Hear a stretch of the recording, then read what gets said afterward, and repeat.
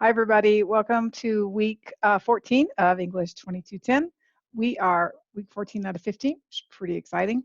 So we are definitely on the downhill slide for this class. You guys turned in your proposal project, and I graded everything that had been turned in up until then.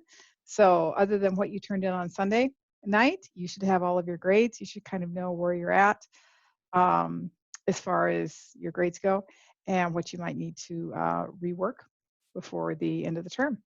So the last project is our social media project.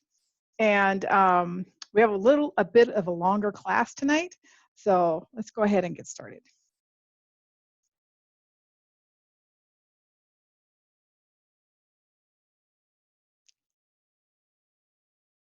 Okay. Okay.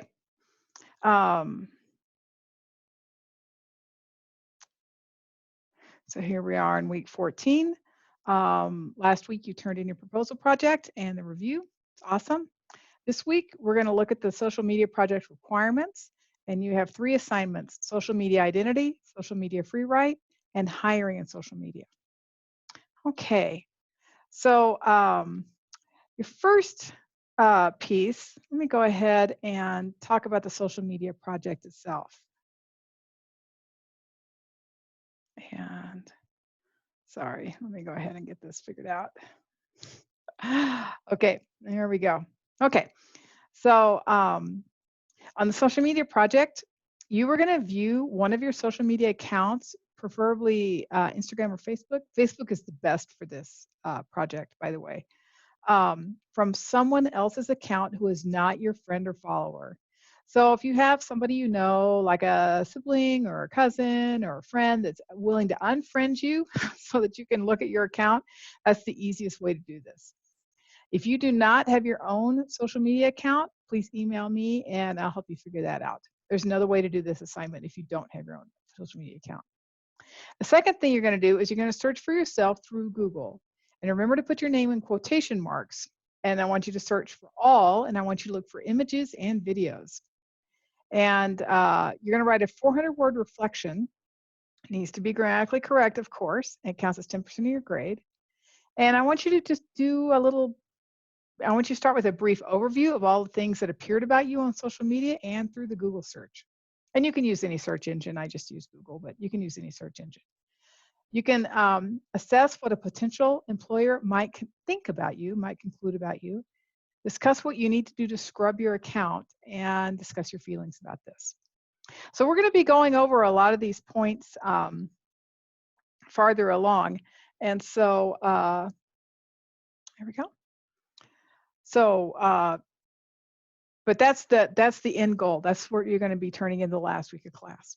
Okay, right now we're going to talk about the social media identity exercise.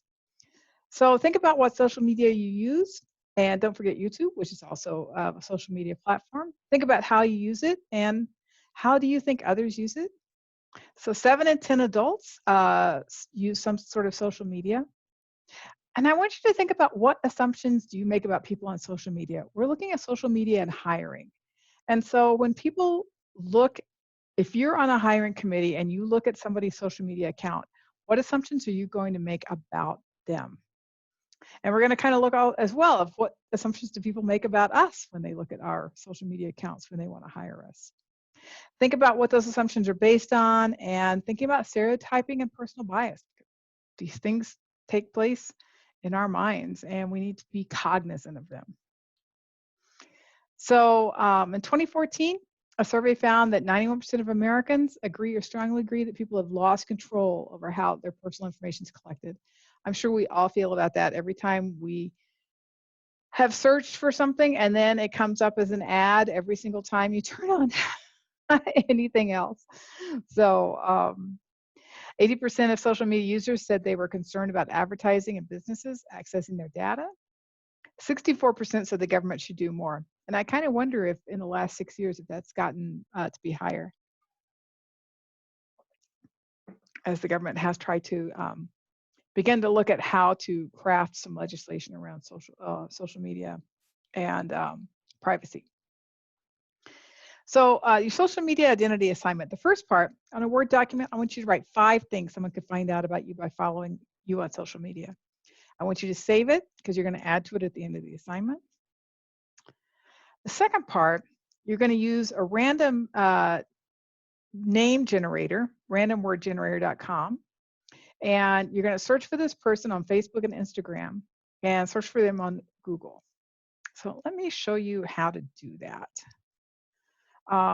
So you're going to do, you're going to do it's randomwordgenerator.com, and you're going to do it name, and then you're going to click generate random names. And I generated these 3 names, and you can make more. You can make 6 or 7, however many you want. And I want you to choose one.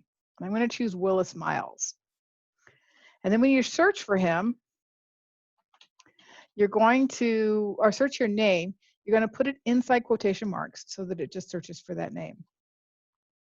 And I'm going to look, and so I'm not going to open my social media here with you guys, but you can look for this person through your own social media, Facebook or Instagram. And there might be a lot of Willis Miles, but I'm going to choose this one because there's a great, there's actually a pretty lot of information about here. So this is Dr. Willis Miles, and he lives in Georgia, Albany, Georgia. Okay, and so this is nice little office there. So this is all of his bio, so you can find out quite a bit about him. And then I'm going to come back and look here, and I'm going to look at news. And I'm going to see if I can find Willis Miles in Georgia in the news. I don't think so. Let's see if there's images. There we go. The same here. Probably not here, but you can definitely see him a bit in the Dental Partners. Okay. And you can kind of go back and see if there's, I'm going to go back here and I'm going to put Georgia. I'm going to see if I can find out a few more things about him.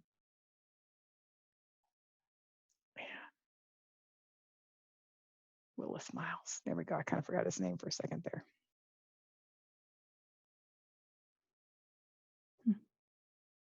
Just going to sort of look around and see what else you can find. Oh, arrest, but he has the last name Dean, so that's probably not him. Background profile. You can just kind of like wander through a little bit. There's a little ancestry. So you're just going to kind of wander through and look and see what you can find out about somebody that you don't know. Oops. Let me get rid of that. Okay.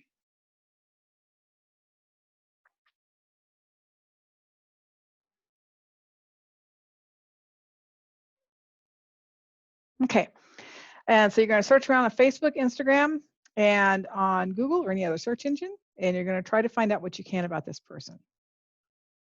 And then you're going to put together a little report. You're going to see if you can find their name, age, birthday.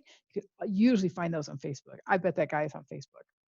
Where they live, where they work, we already know that. We know what the profession is. We could probably find out where they went to school, children and spouse. I think that had that in the bio there.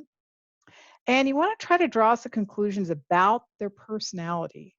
Why? What do you think about this person's personality and why? So you're going to find out all this, and then I want you to kind of think about what you know about this person. What was some of the most surprising information? What was some of the most personal information you found?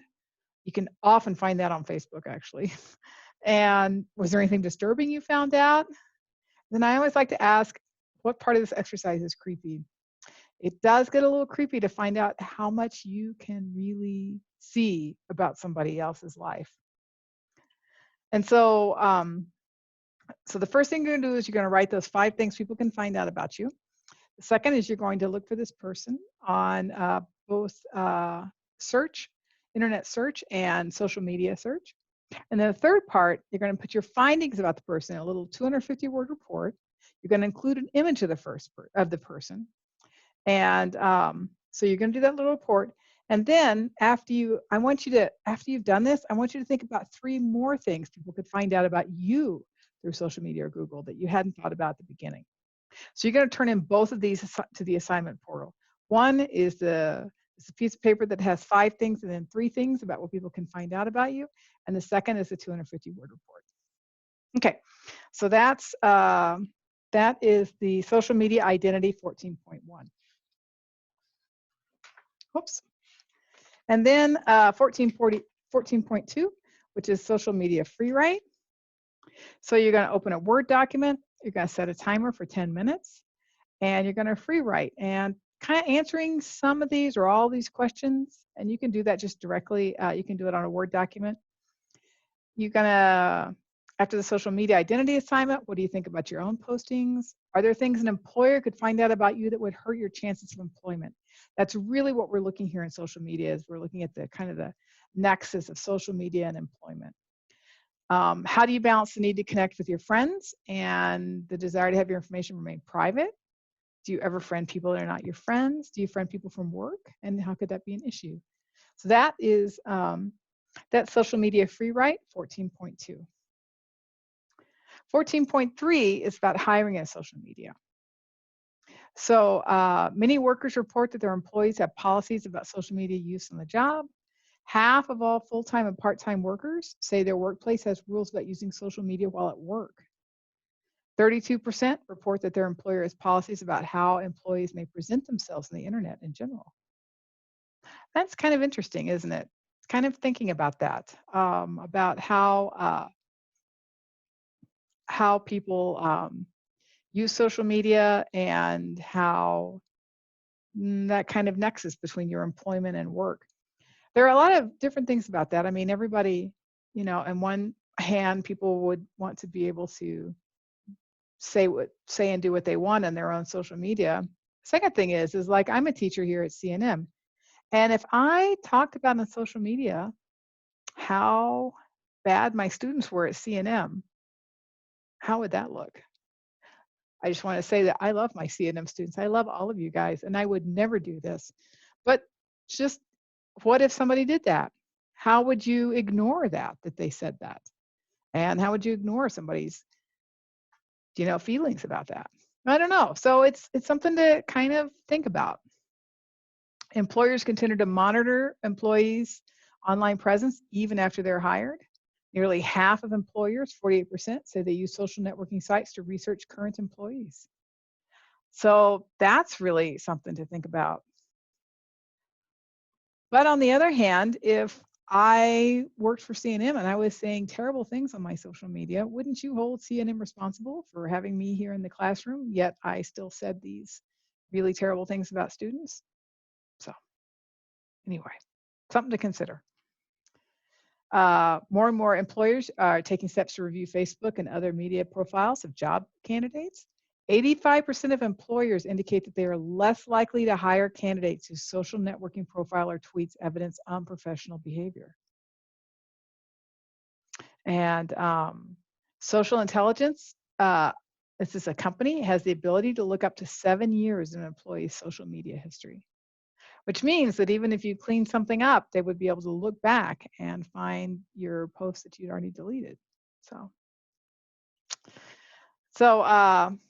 Social Society for Human Resource Management surveyed its members, and 77% of respondents' companies use social networking sites to recruit candidates. So social media is also, especially LinkedIn, which is another social media site as well.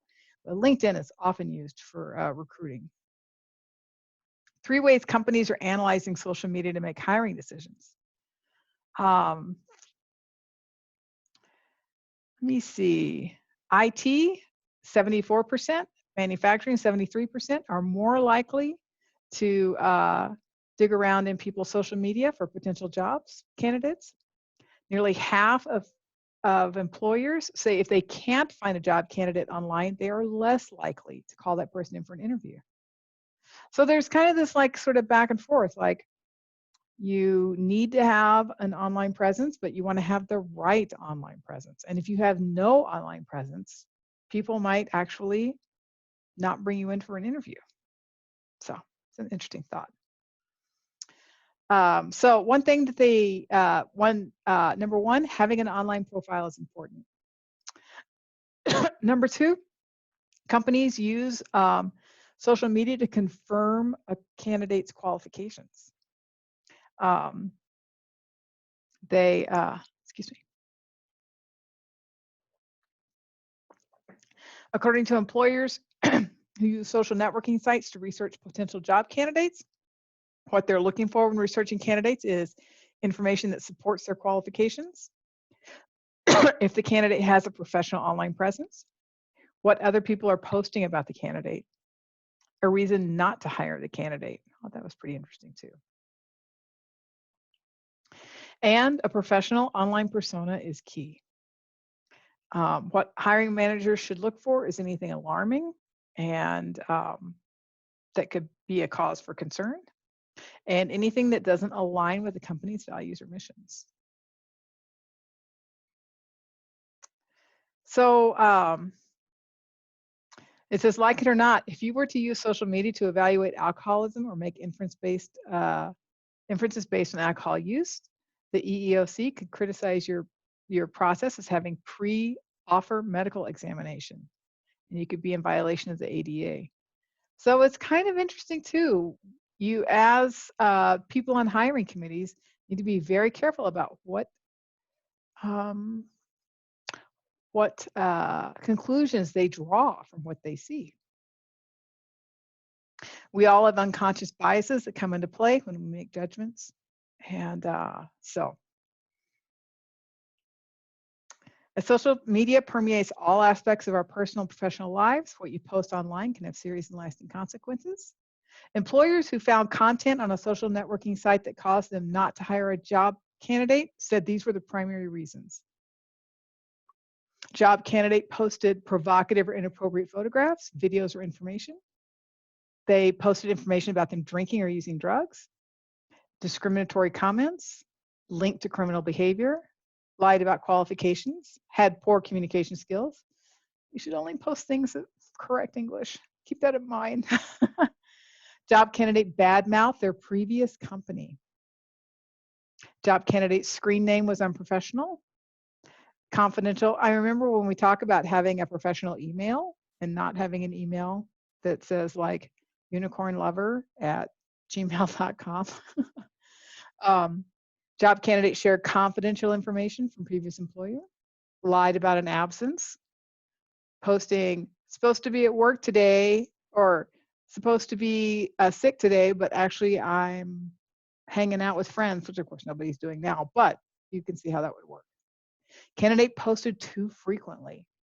I know all of you probably have those friends that post all the time, and that can also be looked at poorly.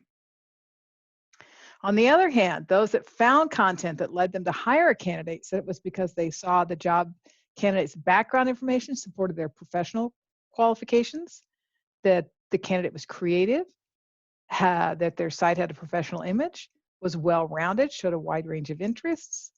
They could get a good feel for the candidate's personality and their communication skills. It would show them receiving awards. Other people posted great references about the job candidate. That especially on LinkedIn, that's something that people do a lot on LinkedIn.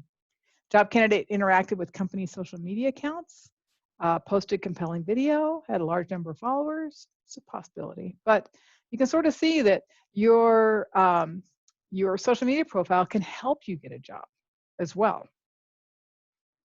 So the last thing you're going to do this week, 14.3, hiring and social media. You're going to search for studies on social media. And I want you to find the original study. Now, there are some in the social media resource folder on CNN Learn if you have trouble, but I want you to try to look. I don't want an article that cites a study. I want you to find the original study. And I want you to find 5 things that are said to get someone fired or not hired regarding their social media. And I want you to put your findings into a short PowerPoint presentation. So think about this as like something that would be directed at other people in the class.